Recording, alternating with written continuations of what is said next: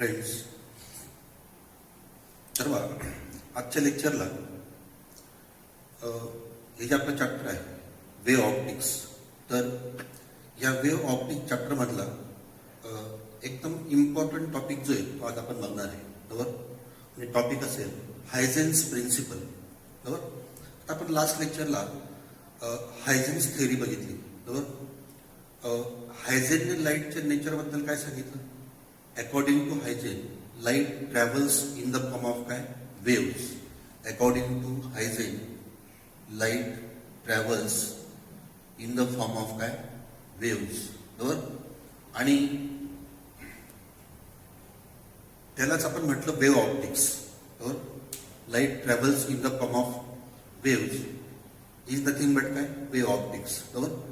तर हायजेन्स प्रिन्सिपल जे हे व्यवस्थित समजून घ्या, कारण ह्या एका प्रिन्सिपलवर पुढचे 4-5 टॉपिक डिपेंड आहेत. आणि सगळे टॉपिक जे आहेत ते बिग टॉपिक आहेत आणि IMP टॉपिक आहेत. म्हणजे 25% पार्ट जो चॅप्टरचा असेल तो या हायजेन्स प्रिन्सिपलवर डिपेंड आहे. बरोबर. जर तुम्हाला इथे हायजेन्स प्रिन्सिपल नीट समजलं तर पुढच्या 3-4 टॉपिकमध्ये तुम्हाला पुढचे टॉपिक्स अजून क्लिअर होतील. बरोबर. आता नेहमीप्रमाणे आपण जर टॉपिक स्टडी करतोय, या टॉपिकचा पर्पज काय, what is the use of this topic किंवा what is the purpose of this topic. आता what is the use of Huygens principle. First, what is the use to find the shape of wave front. To find the shape of wave front. बरोबर. To find the shape of wave front. आता आपण last लेक्चरला wave फ्रंटचे 3 types बघितले. Spherical wave front, plain wave front and cylindrical wave front. बरोबर.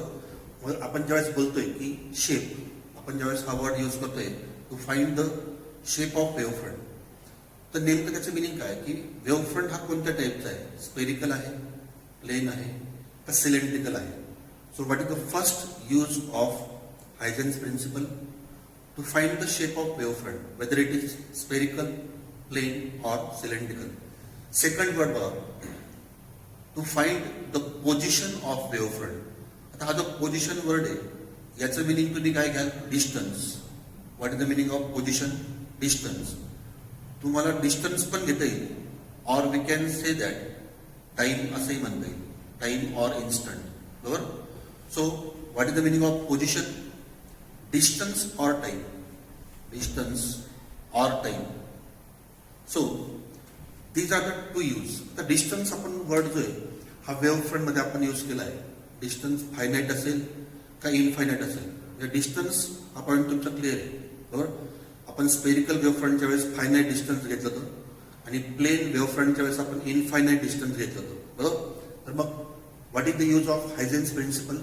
To find the shape of wavefront and to find the position of wavefront. हे त्याचं use आहे. तुम्ही हा यूजचा पार्ट पहिले समजून घ्या, त्याशिवाय टॉपिकला पुढे लिंक मिळत नाही. आता आपल्याला हायजेन्स प्रिन्सिपल स्टडी करायचं आहे अगोदर फॉर स्पेरिकल वेव्हफ्रंट. बरोबर. कारण स्पेरिकल वेव्हफ्रंट वरून तुम्हाला प्लेन वेव्हफ्रंट पण लवकर समजेल. बरोबर. आपण मुद्दाम स्पेरिकल अगोदर घेतला तर थोडं सिंपल आहे आणि समजायला पण तुम्हाला थोडं इझी जाईल. बरोबर. सो हायजेन्स प्रिन्सिपल आपल्याला अप्लाय करायचं आहे किंवा हायजेन्स प्रिन्सिपल जे आपल्याला त्याचं स्टेटमेंट लिहायचं आहे. बरोबर. आपलं हायजेन्स प्रिन्सिपल जे आहे ते आपल्याला स्टेट करायचं आहे. पण आपण काय करणार आहे, स्टेटमेंट लिहित असतानाच आपण स्पेरिकल वेव्हफ्रंट जो आहे तो आपण तयार करणार आहोत. कन्स्ट्रक्शन ऑफ काय स्पेरिकल वेव्हफ्रंट असंही म्हणता येईल. इथे मी एक वर्ड यूज करतो, कन्स्ट्रक्शन. बरोबर. Construction of spherical wavefront. आता कन्स्ट्रक्शन करत असतानाच तुम्हाला डेफिनेशन पण समजणार आहे. म्हणजे कन्स्ट्रक्शन अँड डेफिनेशन हे तुम्हाला सायमल्टेनियसली जे ते समजणार आहे. बरोबर. आता बघा, construction of spherical wavefront by using काय हायजेन्स प्रिन्सिपल. आता बघा, स्पेरिकल वेव्हफ्रंट ऑब्टेन करायचं आहे. सोर्स कोणता लागेल, पॉइंट सोर्स ऑफ लाइट. बरोबर. So suppose this is S be the point source of light. Example काय असेल? सन असेल. एक्झाम्पल सन, की आपण लास्ट लेक्चरला बघितलं पिन होल, बरोबर. So S be the point source of light. Distance किती असेल? Finite. Y? Spherical wave front obtain करायचं आहे, डिस्टन्स काय असेल? फायनाईट पाहिजे, बरोबर. आता बघा, डिस्टन्स फायनाईट आहे, आपला कोणत्या टाईपचा वेव्ह फ्रंट मिळेल? आपल्याला स्पेरिकल वेव्ह फ्रंट मिळेल. सपोज हा इथे आपण घेतला x Y be the spherical wave front, कारण डिस्टन्स काय? फायनाईट आहे. आता एक गोष्ट लक्षात ठेवा, तुम्ही कम्प्लीट स्पिअर दाखवला तरी पण चालेल किंवा सेमी स्पिअर दाखवला तरी पण चालतो. शक्यतो सेमी स्पिअर दाखवायचा, कम्प्लीट स्पिअर दाखवण्याची गरज नाही. आपण ज्यावेळेस वेव्ह फ्रंट डिफाईन केलं, आपण त्यावेळेस कम्प्लीट स्पिअर जो आहे तो दाखवला आहे. So S be the point source of light. Distance काय? फायनाईट आहे. एक्स वाय काय असेल? Spherical wave front. आपण एक काम करू, सायमल्टेनियसली लेबलिंग पण करत जाऊ, बरोबर. सो फर्स्ट पॉइंट यस, कोणता सोर्स आहे? Point source of light. Point source of light, बरोबर. नंतर हा जो एक्स वाय आहे, एक्स वाय काय असेल? Spherical wave front. It is also called as initial wave front, तो अगोदर मिळाला आहे. So X Y is called as initial wave front. X Y is called as initial wave front, कारण आपल्याला अगोदर मिळालेलं आहे. ठीक आहे. आता बघा, आता मध्येच तुम्हाला एक नवीन कन्सेप्ट याच्यामध्ये ऍड होईल, ते पण सांगतो.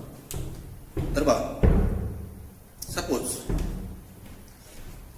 एक्स वाय आपण इनिशियल स्पेरिकल वेव्ह फ्रंट घेतला. आता ह्या वेव्ह फ्रंटवर पॉइंट्स घ्यायचे, बरोबर. मी 3च घेतो, तुम्हाला किती पण देते. So these are the points. For example एक पी असेल,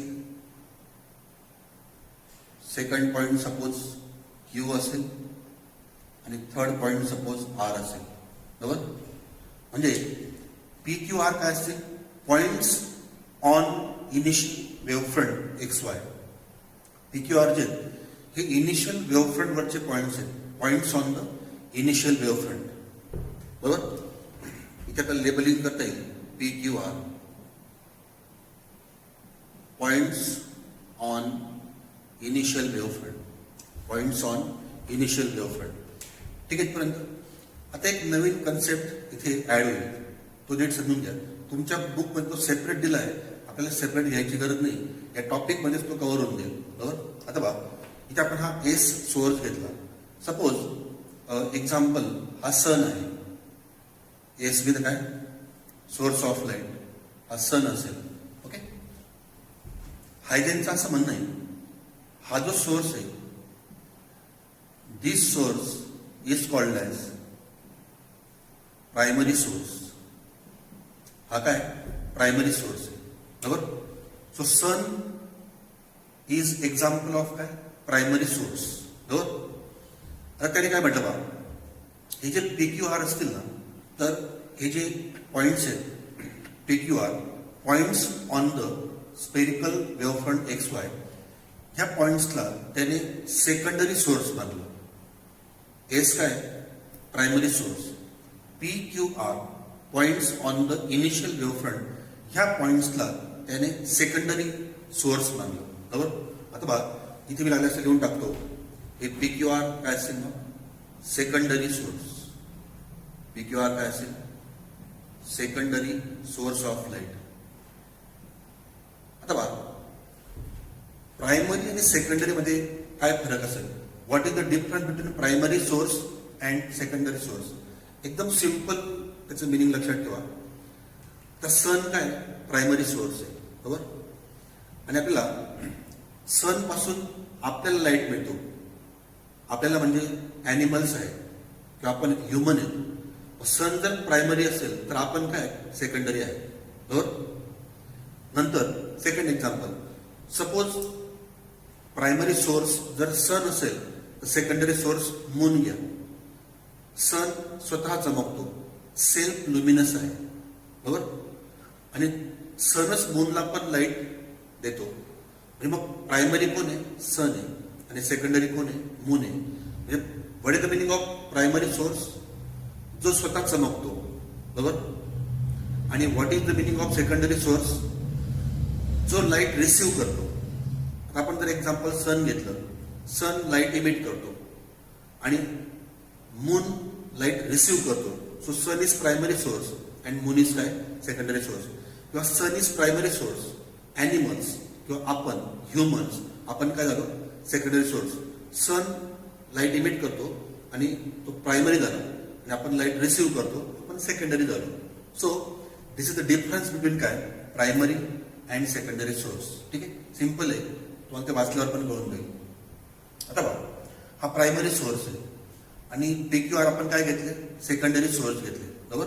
आता बघा, जसं हा सोर्स लाईट इमिट करतो किंवा light emits in the form of काय, वेव्ह, तसे हे सेकंडरी सोर्सेस पण लाईट इमिट करतील इन द फॉर्म ऑफ काय, वेव्ह. आता बघा, इथे मी वेव्ह दाखवतो, बरोबर. सेकंडरी सोर्स जे हे वेव्ह इमिट करतायत इन ऑल पॉसिबल डायरेक्शन्स, बरोबर. इथे हा क्यू घ्या, secondary source of light which emits light in all possible directions. हा आर पण असेल, which emits light in all possible directions. आता बघा, हे सेकंडरी सोर्स आहेत, याच्यामधून ज्या वेव्स बाहेर पडतील ना, these waves are called as secondary waves. Secondary source emits secondary waves. आता इथे जे आपण जर नावं दिले तर हे सेकंडरी वेव्स इमिट झाल्या. आपण जर नीट समजून घ्या, सेकंडरी वेव्स, बरोबर. Secondary source emits secondary waves, बरोबर. आणि या सेकंडरी वेव्सलाच त्यांनी अजून एक नाव दिले, or it is called as wavelets. Or it is called as काय, वेवलेट्स. म्हणजे मग सेकंडरी वेव्स आणि वेवलेट्स दोघांचं मिनिंग काय, सेम आहे, बरोबर. एकदा परत नीट समजून घ्या, कन्सेप्ट थोडासा इथे कॉम्प्लेक्स आहे. Secondary source PQR emits secondary waves or wavelets, बरोबर. इथे आपण त्या पॉइंट्सला ब्लॅक करून टाकू, कारण ते सर्व डेड झालेलं आहे. सेकंडरी सोर्स आपण दाखवतोय PQR, secondary source emits secondary waves or wavelets. ठीक आहे पर्यंत. आता बघा, आपण पहिलेच बघितलं की what is the use of Huygens principle, to find shape of wave front and to find position of wave front. आता बघा, जर तुम्ही इथे बघितलं, आपल्याला हा जो XY वेव्ह फ्रंट मिळाला, इनिशियल वेव्ह फ्रंट, हा केव्हा मिळाला, त्यावेळेस टाइम काय असेल, 0 असेल, t=0. त्यावेळेस इनिशियल वेव्ह फ्रंट आहे, त्यावेळेस t काय असेल, 0 असेल, बरोबर. समजा आपला आफ्टर टाइम टी म्हणजे याच्यानंतर आपल्याला नवीन वेव्ह फ्रंट ऑब्टेन करायचा आहे, न्यू वेव्ह फ्रंट, बरोबर. आणि तो जो न्यू वेव्ह फ्रंट आहे त्याचा आपल्याला शेप पण कळणार आहे आणि त्याचा आपल्याला पोझिशन पण कळणार आहे, बरोबर. So t=0 initial wave front. आता आपल्याला पुढे एक न्यू वेव्ह फ्रंट ऑब्टेन करायचं आहे, नवीन वेव्ह फ्रंट ऑब्टेन करायचं आहे. सपोज त्याचा टायमिंग असेल, सपोज t=T, बरोबर. म्हणजे हा 0 असेल, हा सपोज 1 सेकंद आहे. आपण असं म्हटलं की आफ्टर 1 सेकंद आपण असं म्हटलं, ठीक आहे. तर आपला t=T त्यांनी म्हटलंय बुकमध्ये, बरोबर. So initial wave front we have to obtain new wave front. New wave front कसं ऑब्टेन करणार, हा पॉईंट जरा नीट समजून घ्या. न्यू वेव्ह फ्रंट कसं ऑब्टेन करणार, हा पॉईंट नीट समजून घ्या. आपण लास्ट लेक्चरला स्पेरिकल वेव्ह फ्रंट बघितलंय, एकदा फक्त रिमाइंड करा. मी तुम्हाला बोलवतो, कंपास घ्यायचं, बरोबर. कंपास मध्ये P as a centre, PQR as a centre घ्यायचं. आणि मी तुम्हाला लास्ट लेक्चरला बोलवतो रेडियस किती घ्यायची. तर बघा, आपल्याला ह्या ठिकाणी रेडियस जी आहे, मी तुम्हाला बोलवतो रेडियस =CT. म्हणजे काय, speed into time equal to काय, डिस्टन्स. म्हणजेच काय, रेडियस. तुमच्या बुकमध्ये याला असं म्हटलंय, or it is VT CT म्हटलं काय आणि व्हीटी म्हटलं काय, दोघांचं मिनिंग काय, सेम आहे. बरोबर. Distance is equal to speed into time असं लक्षात ठेवा. ठीक आहे. आता बघा, P as a centre, VT as a radius, draw a sphere. बा, P as a centre, VT as a radius, draw sphere. इथे मी स्पियर ड्रॉ करतोय. P as a centre, VT as a radius. इथे मी VT काय असेल, radius असेल, sphere draw केला. Again Q as a centre, VT as a radius.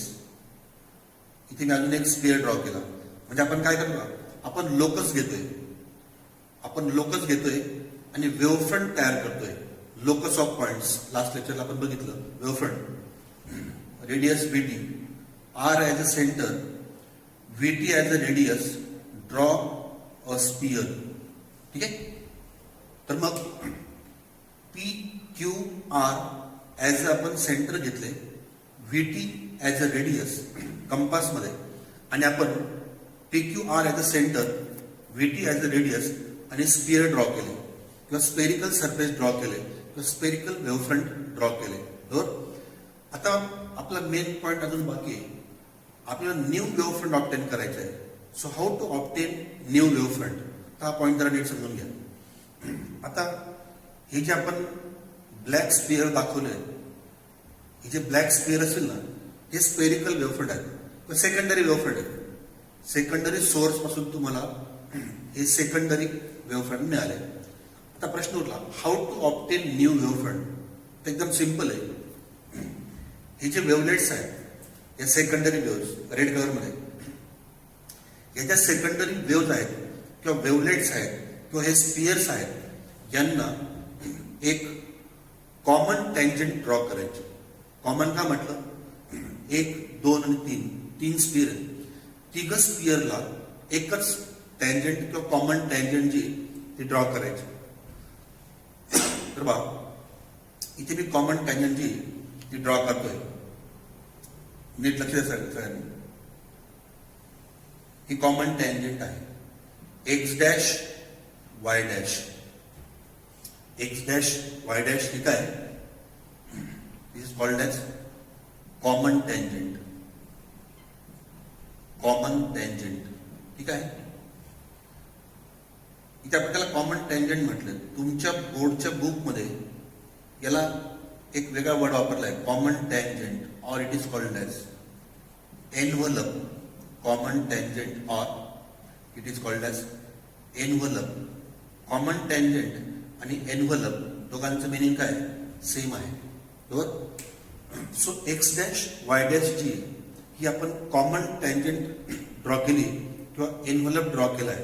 कोणाला, या सेकंडरी वेव्हलेट्सला किंवा सेकंडरी वेव्हला. मग कॉमन टँजंट किंवा एनव्हलप जो आपण ड्रॉ केला, एक्स डॅश वाय डॅश, हाच काय आता new wavefront at T equal to T. हा टी इक्वल टू 0 आहे. हा एक्स डॅश वाय डॅश जो आहे, हा T equal to capital T असताना आपल्याला एक्स डॅश वाय डॅश हा न्यू वेव्हफ्रंट मिळालेला आहे. सो लेबलिंग मध्ये त्याला ऍड करा, X dash Y dash new wavefront, X dash Y dash new wavefront, X dash Y dash new wavefront. ठीक आहे. आता बघा, X dash Y dash new wavefront मिळाला. हा जो आपल्याला वेव्हफ्रंट भेटलाय, हा कसा मिळाला, कॉमन टँजंट किंवा आपण एनव्हलप ड्रॉ केला. बरोबर. कॉमन टँजंट किंवा आपण एनव्हलप ड्रॉ केला. पण जर तुम्ही डायरेक्शन बघितली तर ही जी कॉमन टँजंट किंवा ही जी एनव्हलप आहे, ही कोणत्या डायरेक्शनला आहे, ही फॉरवर्ड डायरेक्शनला आहे. ही काय, फॉरवर्ड डायरेक्शनला आहे. बरोबर. जर तुम्ही वेव्ज बघितल्या तर बॅकवर्ड डायरेक्शनला पण वेव्ज आहेत, बॅकवर्ड डायरेक्शनला पण वेव्ह आपण दाखवल्या आहेत. तर तुम्हाला बॅकवर्ड डायरेक्शनला पण कॉमन टँजंट ड्रॉ करता येईल. तर बघा, इथे मी बॅकवर्ड डायरेक्शनला पण एक कॉमन टँजंट जी ती ड्रॉ करतोय. नीट लक्ष द्या, x double dash Y double dash, x double dash Y double dash. आता एक्स डॅश आणि Y dash, x double dash Y double dash दोघांमधला फरक समजून घ्या. एक्स डॅश वाय डॅश ही फॉरवर्ड डायरेक्शनला आहे एनव्हलप, आणि x double dash Y double dash जो आहे तो बॅकवर्ड डायरेक्शनला आहे. पण तुम्हाला माहिती आहे light travels always in forward direction, बरोबर. लाईट हा ऑलवेज फॉरवर्ड डायरेक्शन मध्ये ट्रॅव्हल करतो. म्हणून तुम्हाला एक्स डॅश वाय डॅश मिळेल, एक्झिस्ट होईल. But X double dash Y double dash does not effective किंवा does not exist. Why? Because light always travels in a forward direction. Backward डायरेक्शनला light जात नाही. एक सिम्पल एक्झाम्पल घ्या. तुम्ही एखादा बल्ब ऑन केला तर बल्ब मधून जो लाईट निघेल तो फॉरवर्ड डायरेक्शनलाच जाईल, बॅकवर्डला लाईट जाऊ शकत नाही, बरोबर. तसं तो सिम्पल पॉइंट आहे की X dash Y dash envelope in forward direction, x double dash Y double dash envelope in backward direction, but X double dash Y double dash does not exist because light always travels in a forward direction. ठीक आहे. तर बघा आपल्याला हायजेन्स principal use करून पहिला point समजला का? Shape of वेव्हफ्रंट मिळाला, बरोबर. टी इक्वल टू झिरोला कोणता वेव्हफ्रंट आहे? When T equal to zero आपल्याला स्पेरिकल वेव्हफ्रंट मिळाला. नंतर पुढच्या इन्स्टंटला काय मिळालं? परत एक्स डॅश वाय डॅश, तो पण काय स्पेरिकल आहे. म्हणजे शेप तुम्हाला कळाला आणि पोझिशन पण कळते. X dash Y dash finite डिस्टन्सला आहे, एक्स वाय फायनाइट डिस्टन्सला आहे, X double dash Y double dash finite डिस्टन्सला आहे. म्हणजे तुम्हाला डिस्टन्स फायनाइट कळत आहे आणि शेप जो आहे शेप कोणता आहे? स्पेरिकल आहे, बरोबर. दिस इज कॉल्ड एज हायजेन्स प्रिन्सिपल, बरोबर. आता मी तुम्हाला कन्स्ट्रक्शन शब्द वापरला. जर तुम्ही नीट बघितलं तर हे जॉमेट्रिकल कन्स्ट्रक्शन आहे. जॉमेट्रिकल कन्स्ट्रक्शन जर तुम्ही 10 पर्यंत बघितलंय, सर्कल ड्रॉ करा, स्पियर ड्रॉ करणे, it is geometrical construction. Triangle suppose draw केला.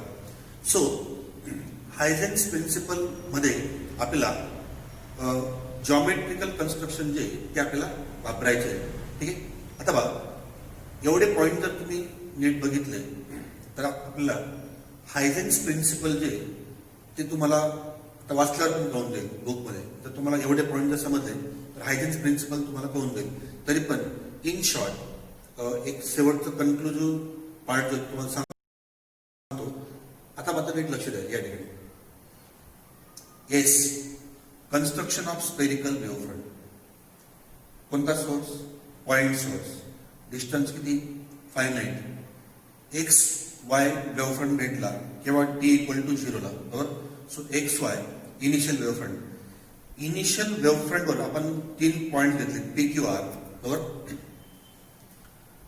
हा जो ओरिजिनल सोर्स आहे हा primary source, P Q R secondary source, बरोबर. सेकंडरी सोर्स काय इमिट केले? Secondary wave in all possible directions, बरोबर.